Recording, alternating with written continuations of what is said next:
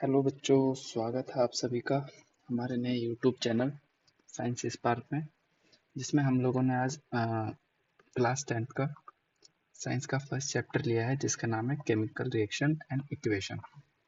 इस चैप्टर में हम लोग कैसे आगे बढ़ने वाले हैं मैं आपको बता देता हूँ, थोड़ा आइडिया दे देता हूँ। पहले हम लोग थोड़े शॉर्ट नोट्स पढ़ेंगे। सारे मैंने शॉर्ट नोट्स ले रखे हैं, बिल्कुल जितने रिलेवेंट नोट्स हो सकते हैं वो मैंने सारे अपने पीडीएफ में सारे कवर कर रखे हैं। और साथ ही साथ हमारी एनसीईआरटी में जितनी भी एक्टिविटी दे रखी है वो सारी मैंने इसी पीडीएफ में कवर की है, वो सारी हम लोग यहीं पे कवर कर लेंगे। इन शॉर्ट नोट्स को पढ़ने के बाद मैं आप लोगों को एक्टिविटी करा दूंगा सारी। और कल की वीडियो में क्या रहेगा कि हम लोग एनसीईआरटी कवर कर लेंगे, एनसीईआरटी की रीडिंग कर लेंगे। ठीक है, पढ़ते हैं हम लोग, चैप्टर स्टार्ट करते हैं। सबसे पहले हमारा चैप्टर है केमिकल रिएक्शन एंड इक्वेशन। सबसे पहले यही पढ़ लेते हैं कि केमिकल रिएक्शन किसको कहते हैं, क्या होती है। केमिकल रिएक्शन क्या होती है कि कोई भी जो रिएक्टेंट होता है, मैं बता देता हूँ आपको। जैसे मान लेते हैं हमारे पास कोई भी रिएक्टेंट है, मान लेते हैं हाइड्रोजन रिएक्शन कर रहा है ऑक्सीजन के साथ में और रिएक्शन करके बना रहा है H2O। तो ये केमिकल रिएक्शन हो गई। ठीक है, केमिकल रिएक्शन में आप जानते हैं सभी कि जितने भी लेफ्ट हैंड साइड यूज होते हैं इनको आप लोग रिएक्टेंट कहते हैं, और जितने भी हमारे पास लेफ्ट हैंड साइड होते हैं वो हमारे लिए प्रोडक्ट होते हैं। ठीक है, अब बोलना क्या चाह रहे हैं कि कुछ इनमें चेंजेस आते हैं, जो रिएक्टेंट होते हैं इनके कुछ बॉन्ड टूटते हैं और ये आपस में कुछ नए बॉन्ड बना देते हैं, जिसको हम लोग क्या कहते हैं, प्रोडक्ट कहते हैं। बस यही इसकी डेफिनेशन है कि केमिकल रिएक्शन क्या होती है। व्हाट इज केमिकल रिएक्शन, पढ़ लेते हैं इसके बारे में। What is chemical reaction? Chemical reaction, bond in reactant are broken. वही है जो मैंने बताया कि जो रिएक्टेंट के बॉन्ड होते हैं वो टूटते हैं पहले, और फिर न्यू बॉन्ड बनते हैं और बनाते हैं नया सब्सटेंस, जिसको हम लोग क्या बोलते हैं, प्रोडक्ट बोलते हैं।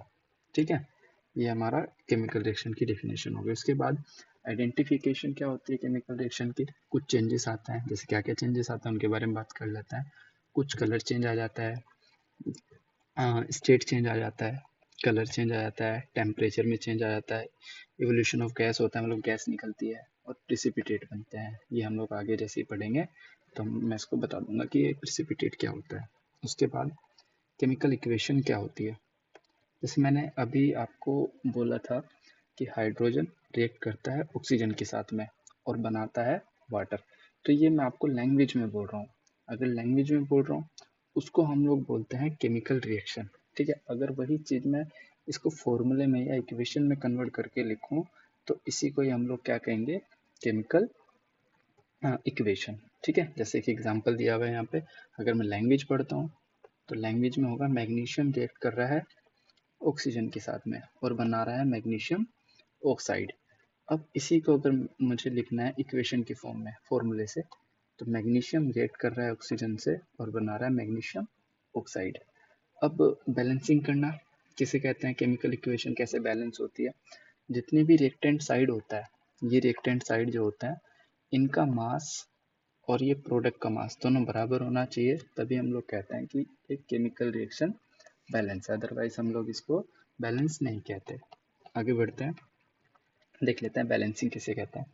जैसे अगर हम लोग बात करें, इधर Fe है और इधर हमारे पास H2O है। अगर हम लोग प्रोडक्ट की साइड देखें तो प्रोडक्ट की साइड हमारे पास कितने Fe हैं, Fe की बात कर लेते हैं।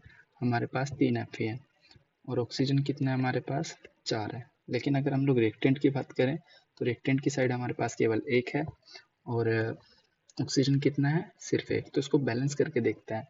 बैलेंस कैसे होगा कि जितने भी हमारे पास प्रोडक्ट की साइड है उतने ही हमारे पास इक्वल होने चाहिए रिएक्टेंट की साइड। तो देखिए अगर इधर 3 Fe है तो रिएक्टेंट की साइड भी हमारे पास 3 Fe होने चाहिए। और ऑक्सीजन इधर 4 है तो इधर भी हमारे पास कितने होने चाहिए, 4 ऑक्सीजन होने चाहिए। इसी को हम लोग बोलते हैं बैलेंसिंग ऑफ केमिकल इक्वेशन। ठीक है, या फिर पहले हम लोग कुछ केमिकल इक्वेशन की प्रैक्टिस कर लेते हैं, उसके बाद हम लोग आगे बढ़ेंगे। जैसे हम लोग बात कर लेते हैं, मैं आपको कुछ केमिकल रिएक्शन की प्रैक्टिस करा देता हूँ, उसके बाद हम लोग उनको बैलेंस करना सीखेंगे। चलिए देखते हैं कैसे करते हैं। जैसे हमारे पास जिंक रिएक्शन कर रहा है HCl से और क्या बना रहा है हमारे पास, ये बना रहा है ZnCl2 और साथ ही साथ इससे गैस हाइड्रोजन निकल रही है। पहले मैं देख लेता हूँ कि प्रोडक्ट की साइड Zn कितने हैं, हाइड्रोजन कितने हैं और Cl कितने हैं। ऐसे ही सॉरी, रिएक्टेंट की साइड Zn कितने हैं, हाइड्रोजन कितने हैं और Cl कितने हैं। ऐसे ही Zn चेक कर लेते हैं, प्रोडक्ट की साइड हाइड्रोजन चेक कर लेते हैं, देन हम लोग Cl चेक कर लेते हैं। आपको दिख रहा होगा कि हाइड्रोजन इधर कितना है 1, सॉरी जिंक इधर कितना है 1 और हाइड्रोजन कितना है हमारे पास 1, क्लोरीन भी कितना है हमारे पास 1। ऐसे ही साइड हम लोग चेक कर लेते हैं, जिंक इधर है हमारे पास 1, क्लोरीन है हमारे पास इधर 2 और हाइड्रोजन हमारे पास इधर 2। तो इसको बैलेंस करना पड़ेगा हम लोगों को, ये बैलेंस रिएक्शन नहीं है। अगर हमें इसको बैलेंस करना है तो बैलेंस करने के लिए सबसे पहले हम लोगों को मेटल को बैलेंस करना पड़ेगा। मेटल इधर सही है, क्लोरीन हमारे पास इधर कितने हैं इसकी बात कर लेते हैं। ये जितने भी हमारे पास हाइड्रोजन और क्लोरीन है इधर साइड में 2 है, तो अगर मैं इसकी इंटू पूरे की 2 से कर देता हूँ तो अब हमारे पास हाइड्रोजन भी 2 हो जाएंगे इस साइड और क्लोरीन भी 2 हो जाएंगे। तो अब ये हमारे पास एक बैलेंस केमिकल इक्वेशन, अब आप चेक करेंगे तो ये बैलेंस केमिकल इक्वेशन आप इसको देख सकते हैं। नेक्स्ट रिएक्शन की बात कर लेते हैं। अगर मैं आपको नोट करके लिखवा देता हूँ यहीं पे, अगर कोई भी रिएक्शन बैलेंस करने को आती है तो उसको कैसे आप बैलेंस करेंगे। सबसे पहले बैलेंसिंग की बात कर लेते हैं। बैलेंस में जब आप लोग रिएक्शन को करेंगे तो सबसे पहले आपको नोट करके लिखना है कि आपको पहले मेटल को बैलेंस करना पड़ेगा। मेटल जैसे हमारे पास जिंक हो गया, Fe हो गया आयरन, सोडियम हो गया है, एल्युमिनियम हो गया है, साथ ही साथ मैग्नीज हो गया है, कॉपर हो गया है, कैल्शियम एक्सेट्रा। ठीक है, फिर हम लोग नॉन मेटल को बैलेंस करेंगे। नॉन मेटल कौन कौन से हो सकते हैं, chlorine, bromine, sulphur, nitrogen, carbon etcetera, बहुत सारे हो सकते हैं। फिर उसके बाद हम लोग किसको बैलेंस करते हैं, ऑक्सीजन और हाइड्रोजन। ये आपको पॉइंट याद रखना है कि हम लोग कैसे बैलेंसिंग स्टार्ट करेंगे। ठीक है, बैलेंसिंग को स्टार्ट करने के लिए पहले हम लोग मेटल को बैलेंस करना सीखते हैं कि दोनों साइड में कोशिश करते हैं कि मेटल सारे बैलेंस हो जाए। उसके बाद हम लोग नॉन मेटल को बैलेंस करते हैं, देन हम लोग ऑक्सीजन और हाइड्रोजन को, और रिएक्शन की प्रैक्टिस करते हैं, देखते हैं कैसे ये बैलेंस होती है। अगर हम लोग अदर रिएक्शन की प्रैक्टिस करें, जैसे ऊपर ही एक रिएक्शन थी आपकी Fe की रिएक्शन हम लोग H2O से करा रहे हैं, तो हमारे पास क्या बन रहा है प्रोडक्ट में Fe3O4 प्लस H2O। इसको चेक करेंगे। बैलेंस करने का सिंपल यही तरीका होता है कि आप पहले दोनों साइड लिख लीजिए कि प्रोडक्ट में कितने मेटल या नॉन मेटल हैं और फिर रिएक्टेंट में कितने मेटल और नॉन मेटल है। जैसे Fe की बात कर लेते हैं, इधर 1 है हमारे पास रिएक्टेंट में, हाइड्रोजन में हमारे पास 2 है और ऑक्सीजन हमारे पास 1 है। ऐसे Fe की प्रोडक्ट में बात कर लेते हैं, इधर 3 है, ऑक्सीजन की बात कर लेते हैं इधर 4 है हमारे पास, और हाइड्रोजन की बात कर लेते हैं इधर हमारे पास 2 है। ये रिएक्शन ऊपर मैंने नोट कर रखी थी, कैसे हम लोग इसको बैलेंस कर सकते हैं। देखिए चेक करते हैं। अगर हम लोग इसकी बात करेंगे कैसे ये बैलेंस होगी, Fe इधर जो है हम लोगों को 3 दिख रहा है, ये वही मैं ऊपर जैसे कर रहा था वही जो है ये आपको ऐसे ही करके दिखाना है। जैसे देख लेते हैं, इसके बारे में बात कर लेते हैं, आगे बढ़ते हैं। Fe आपको इधर दिख रहा है कि इधर 3 है, पहले मेटल की कोशिश करते हैं कि मेटल ही बैलेंस हो जाए। अगर मेटल बैलेंस हो जाएगा तो हमें Fe की इंटू करनी पड़ेगी इधर 3 से। ठीक है, तो हम लोग नई रिएक्शन लिख लेते हैं, 3Fe प्लस Fe हमारा बैलेंस हो गया। अब हम लोग हाइड्रोजन की बात कर लेते हैं कि हाइड्रोजन हमारे पास इधर कितना है। अगर ऑक्सीजन की बात करें, ऑक्सीजन और हाइड्रोजन की बात करें तो इधर हमें 4 दिख रहा है और इधर हमें सिर्फ 1 दिख रहा है। अगर मैं इसकी इंटू 4 से कर देता हूँ तो ये भी हमारे पास अब 4 हो जाएंगे। मैंने इसकी इंटू 4 से कर दिया, तो नई रिएक्शन बन जाएगी 4H2O। देन अब हमारे पास Fe3O4 प्लस, अब हमारे पास हाइड्रोजन अनबैलेंस है तो हाइड्रोजन को भी बैलेंस कर देंगे। हाइड्रोजन इधर कितना है 2, सॉरी इधर कितना है हमारे पास हाइड्रोजन 8, क्योंकि हमने 4 से इंटू करी है पूरे की, तो 8 हो जाएंगे। और इधर हमारे पास कितना है सिर्फ 2, तो हम लोग इधर भी इसकी इंटू 4 से कर देंगे, तो ये हमारे पास एक बैलेंस रिएक्शन तैयार हो जाती है। सबसे इम्पोर्टेंट टॉपिक आता है आपके पूरे सिलेबस में, ये पूरे चैप्टर में, कि बैलेंसिंग करना सीखना होता है आप लोगों को। बैलेंसिंग करना मैंने सिखा दिया है, जैसे जैसे और रिएक्शन आएगी उनको भी हम लोग बैलेंस कर लेंगे। आगे बढ़ते हैं। बैलेंसिंग करना सिखा दिया है मैंने, ये हमारा कंप्लीट हो गया कि बैलेंसिंग किसे कहते हैं। ठीक, बैलेंसिंग कंप्लीट हो गया। या फिर फिजिकल स्टेट होती है किसी भी रिएक्टेंट या प्रोडक्ट की, तो उसकी बात कर लेते हैं। सॉलिड होता है, लिक्विड होता है, गैस होता है, ठीक। और फिर एक्वस, इसके लिए हम लोग वर्ड यूज़ कर देते हैं, ठीक है। एक्टिविटी देखते हैं क्या बोल रही है एक्टिविटी हमारी। 1.1 एक्टिविटी है हमारे पास। हमारे पास एक रिबन जी मैग्नीशियम का एक रिबन है हमारे पास, और मैग्नीशियम के रिबन को हम लोग जो है हीट कर रहे हैं। तो देखते हैं क्या इसमें होता है। जब हम लोग मैग्नीशियम के रिबन को हीट करते हैं तो क्या होता है कि मैग्नीशियम के रिबन को हीट करने से, अब हीट होगा तो कैसे होगा वो, मैं यहीं पे रिएक्शन लिख देता हूँ। मैग्नीशियम जब भी हीट करेगा, ऑक्सीजन की प्रेजेंस में करेगा, और ये बना देगा हमारे पास मैग्नीशियम ऑक्साइड, ठीक है। मैग्नीशियम ऑक्साइड बनाएगा और साथ ही साथ हम लोग को क्या निकाल के देगा, ये हीट। तो ये हमारे पास इसकी रिएक्शन बन जाती है, ये आप लोग याद कर लेंगे। इस रिएक्शन को आपको याद रखना है कि इसके अंदर ये रिएक्शन हुई है, ठीक है। ये हम लोगों ने रिएक्शन याद कर लिया। अब इसमें क्या क्या होता है पहले पढ़ लेते हैं। क्या बोल रही है activity, this activity need the teacher assistant, it would be, ये बेकार है। क्लीन है मैग्नीशियम रिबन। क्वेश्चन आ जाता है कि मैग्नीशियम रिबन को पहले हम लोग किससे, सैंड पेपर से क्लीन करते हैं। क्यों करते हैं उसका आंसर मैंने लिखा हुआ है, ठीक है, उसको याद रखेंगे हम लोग।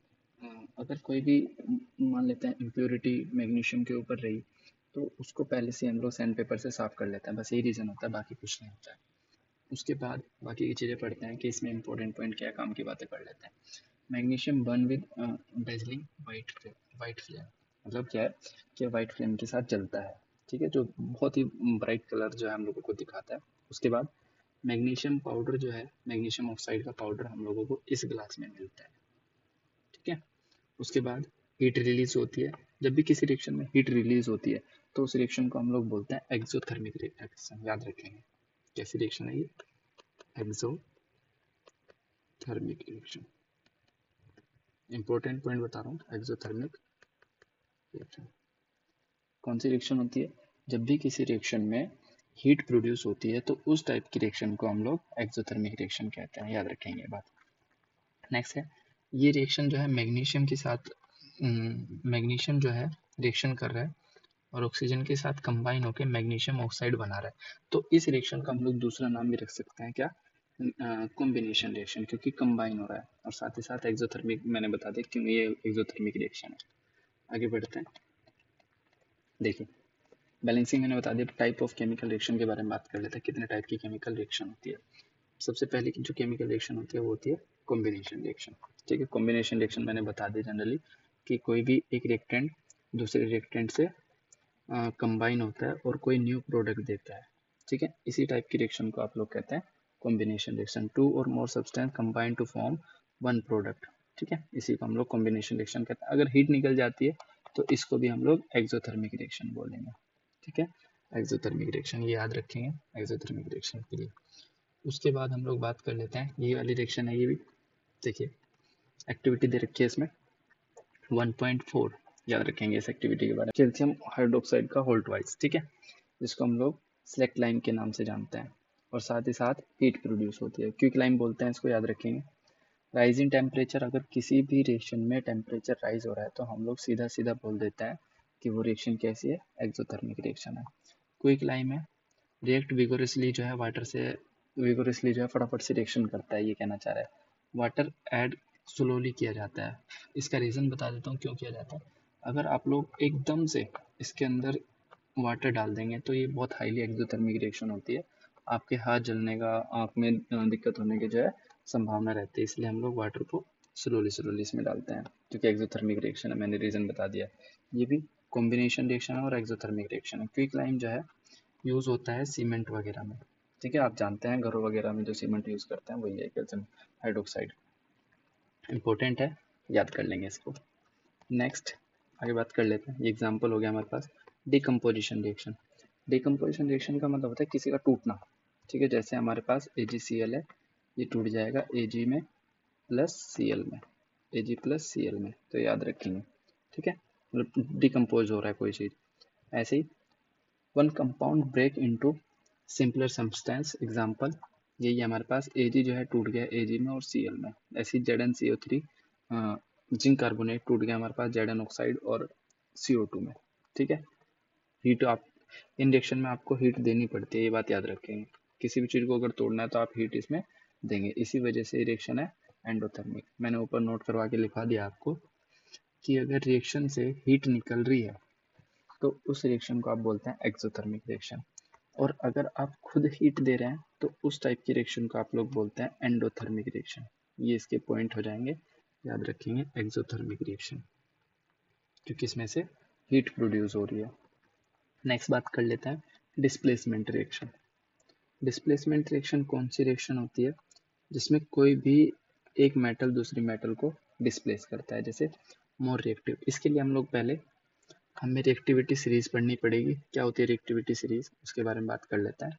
रिएक्टिविटी सीरीज हम लोगों को आइडिया देती है कि कौन मेटल ज़्यादा रिएक्टिव है और कौन मेटल जो है कम रिएक्टिव है। तो हाइड्रोजन के रिस्पेक्ट में हम लोग इसको जो है पढ़ते हैं। जैसे हाइड्रोजन से ऊपर वाले जितने भी होते हैं वो बहुत ज़्यादा रिएक्टिव होते हैं, वो नीचे वालों को डिस्प्लेस कर सकते हैं। दूसरे मीनिंग भी हम लोग निकाल सकते हैं कि जो ऊपर वाले जो मेटल होते हैं वो अपने से नीचे वाले को डिस्प्लेस कर सकते हैं। ठीक है, ऐसे एग्जांपल से बता देता हूँ आपको क्या कहना चाह रहा हूँ। जितने भी मोर रिएक्टिव एलिमेंट होता है वो डिस्प्लेस कर देते हैं लेस रिएक्टिव को। इसको याद रखना है आपको कि ऊपर से potassium, sodium, calcium, magnesium, aluminium, zinc, iron और lead, hydrogen, copper, mercury, silver और गोल्ड, ये सारे के सारे जो होते हैं आपके पास ये रिएक्टिव होते हैं।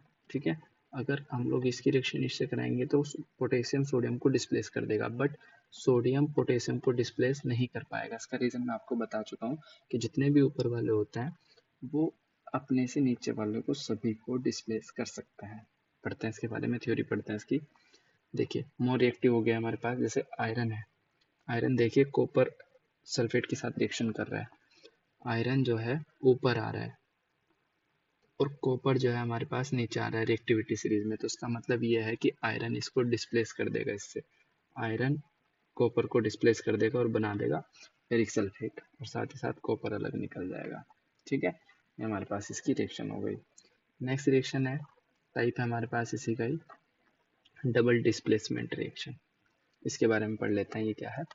डबल डिस्प्लेसमेंट रिएक्शन क्या होती है, जनरली जब दो मेटल आपस में एक्सचेंज कर लेते हैं, इंटर कन्वर्ज हो जाते हैं खुद ही, तो उसी को बोलते हैं हम लोग डबल डिस्प्लेसमेंट रिएक्शन। जैसे हमारे पास है BaCl2, इसकी रिएक्शन हम लोग करा रहे हैं Na2SO4 के साथ, तो Ba Na को डिस्प्लेस कर देगा और Na Ba को डिस्प्लेस कर देगा, BaSO4 हो जाएगा और NaCl हो जाएगा। पीपीटी का मतलब समझा देता हूँ कि जब भी किसी गिलास में या फिर किसी बर्तन में आप लोग किसी की रिएक्शन करा देता है, तो ये पूरा भी पड़ा हुआ है ऐसे, तो अगर आप इसमें रिएक्शन करा देता है तो नीचे जम जाता है। जैसे दूध होता है, तो दूध में अगर आप लोग थोड़ी लस्सी डाल देता है या छाछ डाल देता है तो दूध जो है कोगुलेट होके पूरे गिलास में नीचे बैठ जाता है, ऐसे करके नीचे बैठ जाता है। वही उसको ही आप लोग क्या बोलते हैं, पीपीटी बोलते हैं। इसमें पीपीटी किसकी बनी हुई है, BaSO4 की, ये बात याद रखेंगे। नेक्स्ट एक्टिविटी पे आते हैं, अभी पहले कंप्लीट कर देता हूँ मैं पूरा। उसके बाद हमारे पास ऑक्सीडेशन एंड रिडक्शन। ठीक है, ऑक्सीडेशन को आप कैसे याद रखेंगे, ये इसकी डेफिनेशन हो जाती है, इंपॉर्टेंट है, पेपर में कई बार आती है।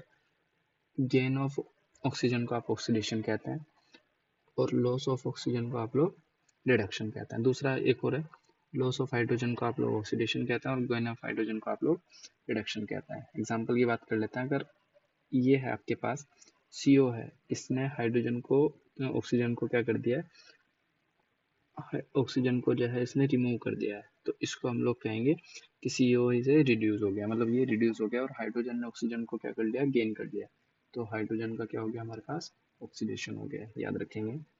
अब इसकी सारी एक्टिविटी कर लेते हैं। एक्टिविटी क्या कहती है हमारे पास, क्विक वाली मैंने आपको बता दी है। नेक्स्ट थर्मल डिकम्पोजिशन वाली बता देता हूँ, ये इसी का एक टाइप होता है थर्मल डिकम्पोजिशन। ठीक है, जो डिकम्पोजिशन होता है यही दो टाइप का होता है। अगर आप थर्मल हीट का यूज़ कर रहे हैं तो इसी को थर्मल डिकम्पोजिशन क्या दिखता है। अगर आप किसी भी चीज़ को तोड़ने के लिए इलेक्ट्रिसिटी का यूज़ कर रहे हैं, मान लेते हैं मैं यहाँ पे इलेक्ट्रिसिटी का यूज़ कर रहा हूँ, तो इसी को हम लोग इलेक्ट्रोलाइसिस कह देते हैं। ठीक है, तो एक्टिविटी दी हुई है, सबसे पहले थर्मल वाली की बात कर लेते हैं। थर्मल इसमें क्या हुआ है कि आपने FeSO4 को हीट दी है, ठीक है, हीट दी है और वो टूट गया है फेरिक ऑक्साइड में, SO2 में और SO3 में। ठीक है, ये इसके इंपॉर्टेंट पॉइंट है, बस याद रखेंगे। ठीक है, अब पहचानने के लिए क्या होता है इसमें कि जो हमारे पास SO2 की गैस होती है, SO2 की जो स्मेल होती है वो बहुत सफोकेटिंग होती है। ठीक है, जैसे माचिस जलने की जो हमारे पास स्मेल आती है बिल्कुल वैसी ही जो इसकी स्मेल होती है। साथ ही साथ SO2 और SO3 जो होते हैं ये एयर पोल्यूटेंट होता है और साथ ही साथ एसिडिक नेचर के होता है। थर्मल डिकम्पोजिशन जो होती है वही है, सेम मैंने कहा था कि अगर आप लोग किसी भी रिएक्शन को हीट देते हैं, किसी भी रिएक्शन को अगर आप लोग हीट देंगे तो उसको आप लोग बोलेंगे एंडोथर्मिक रिएक्शन, उसको आप लोग बोल सकते हैं एंडोथर्मिक रिएक्शन। तो ये एक टाइप है एंडोथर्मिक रिएक्शन का। दूसरी बात कर लेते हैं, इसमें भी आपने हीट दी है, लेड नाइट्रेट को आपने हीट देके जो है तोड़ दिया है लेड ऑक्साइड में जो येलो कलर का है और NO2 में और ऑक्सीजन में। कुछ नहीं है, आपको बस सीधा सीधा याद रखना है, आपने इस टेस्ट ट्यूब में जो है लेड नाइट्रेट भरा है, इसको आपने बर्न कर दिया है। ठीक है, हीट दे दिया आपने इसको, क्या होता है क्रैकिंग साउंड आती है, चढ़ जो आवाज़ आती है उसकी बात कर रहा है। ब्राउन फ्यूम्स निकलता है, NO2 पे होता है ब्राउन फ्यूम्स, याद रखें फ्यूम्स मतलब जैसे धुआं कह सकते हैं, ब्राउन कलर का होता है। ठीक है, इरिटेटिंग स्मेल होती है इसकी। येलो सॉलिड रेसिड्यू हम लोगों को मिलता है किसका, PbO का। और साथ ही साथ NO2 जो होता है एसिडिक नेचर का होता है और टर्न करता है ब्लू लिटमस पेपर को रेड में, याद रखेंगे। ठीक है, सेम वही जैसा मैंने बताया, थर्मल डिकम्पोजिशन जो होता है आपके पास एंडोथर्मिक रिएक्शन होती है, ये बात याद रखेंगे। ठीक है, नेक्स्ट एक्टिविटी के बारे में बात कर लेते हैं। वही जैसा मैंने कहा था कि अगर आपके पास डिकम्पोजिशन रिएक्शन में अगर आप लोग हीट को यूज़ करते हैं तो आप बोलते हैं इसको थर्मल डिकम्पोजिशन, और अगर आप लोग इलेक्ट्रिसिटी को यूज़ करते हैं तो आप इसको बोलते हैं इलेक्ट्रोलाइटिक डिकम्पोजिशन। ठीक है, इसका एक एक्टिविटी दी हुई है NCERT में, जब मैं आपको कल NCERT पढ़ाऊँगा तो वहाँ पे मैं आप लोगों को उसमें ये जितनी भी एक्टिविटी है फिर से पढ़ाऊँगा और NCERT की रीडिंग कराऊँगा। ठीक है, जैसे आप वाटर को H2O को इलेक्ट्रिक करंट से तोड़ देते हैं और बना देते हैं H2 प्लस ऑक्सीजन गैस। ठीक है, कुछ नहीं करना है, आपको याद करना है बस ये, और कुछ नहीं है इसमें। ठीक है, और क्या याद करना है कि आपने दो इलेक्ट्रोड लेते हैं, दो लोहे की रोड लेते हैं ऐसे करके, और उनके ऊपर जो है आप लोग क्या करते हैं उनको जो आपके पास कोई भी तार होता है, कोई भी वायर होता है, उनसे आप जोड़ देते हैं और फिर उन दोनों को जो है इसके अंदर छोड़ देते हैं पानी के अंदर। ठीक है, ये आपने इन दोनों वायर को जो है बैटरी से जोड़ दिया है। क्या होता है इसके अंदर वो बात कर लेते हैं, पॉपअप साउंड आती है। ठीक है, याद रखेंगे, वॉल्यूम तो आप जानती है 1 1 के निकलते, ये दो होते हैं, ये तो ठीक है, ये वॉल्यूम ऑफ गैस होती है, ज़्यादातर हाइड्रोजन ज़्यादा निकलते हैं। बर्निंग कैंडल नियर जो है रख देते हैं आप इसमें। ठीक है, याद रखते हैं इसमें। अब इसमें क्या होता है, पॉप अप साउंड आती है और कैंडल एक्सटिंग्विश हो जाती है। साथ ही साथ कंबस्टाइबल होती है but not supported of the combustion. ठीक है, हाइड्रोजन जो होती है, कहना चाह रहा है कि जल सकती है लेकिन कंबशन को सपोर्ट नहीं कर सकती। दूसरा, अगर ऑक्सीजन की बात कर लेते हैं, कैंडल बर्न मोर ब्राइटली। आप जानते हैं कि अगर किसी भी चीज़ को हमें जलाना है तो वो ऑक्सीजन की हेल्प से ही जलाना पड़ेगा।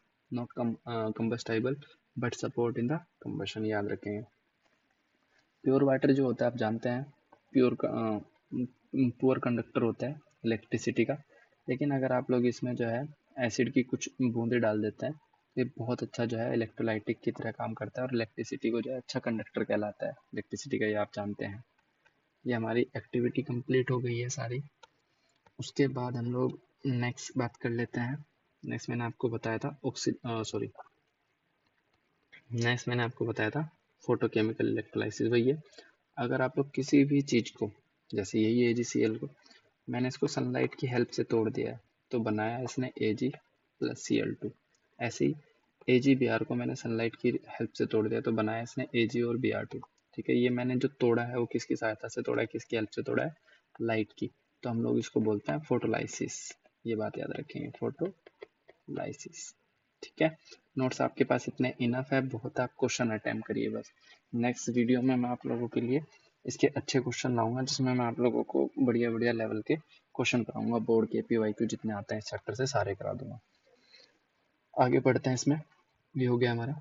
नेक्स्ट एक्टिविटी दी हुई है हमें, यही है, ये डिस्प्लेसमेंट वाली रिएक्शन की बात कर रहा है, अभी जो मैंने बताई थी इसमें डबल डिस्प्लेसमेंट या डिस्प्लेसमेंट रिएक्शन कि मोर रिएक्टिव एलिमेंट जो होते हैं वो लेस रिएक्टिव एलिमेंट को जो है तो डिस्प्लेस कर देता है। सेम वही बात बोल रहा है। जेडन जो होता है वो मोर रिएक्टिव होता है। सीरीज में देखिए आप लोग, जेडन जो है ऊपर आ रहा है और हाइड्रोजन नीचे आ रहा है। ये सीरीज मैंने यहाँ पे भी लिख रखी है इसमें कि जेडन जो है वो ऊपर आ रहा है और हाइड्रोजन नीचे आ रहा है। तो जेडन जब H2SO4 से रिएक्शन करता है तो इसमें बना देता है आपके पास, मैं लिख देता हूँ पूरी रिएक्शन कंप्लीट कर देता हूँ, ये बन जाती है आपके पास